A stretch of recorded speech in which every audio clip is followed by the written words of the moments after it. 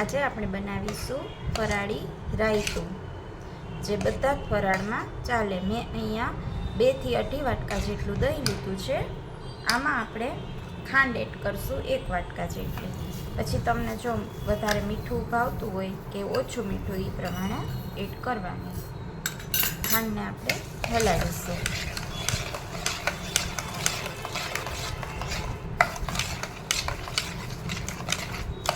આ ફરાળમાં બહુ જ સરસ લાગે છે.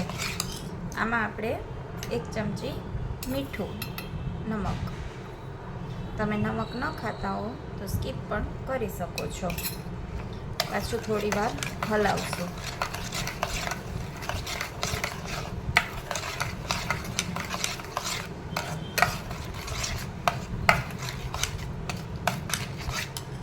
પછી આપણે આમાં એડ કરશું જીરું. જીરું શેકવાનું કે નથી, એમને જીરું હોય એને જ મેં થોડું ક્રશ કરી લીધું હતું મિક્સચરમાં. 2 ચમચી જેટલું એડ કરશું.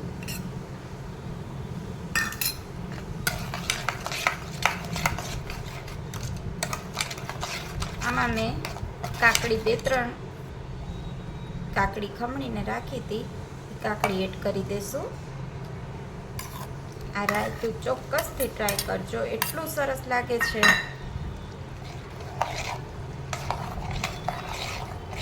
આની અંદર ગ્રીન મરચું અને કોથમીર પણ તમે નાખી શકો છો. અમારા ઘરમાં કોઈને નથી ભાવતી એટલે મેં નથી નાખી. તૈયાર છે આપણું ફરાળી રાયતું.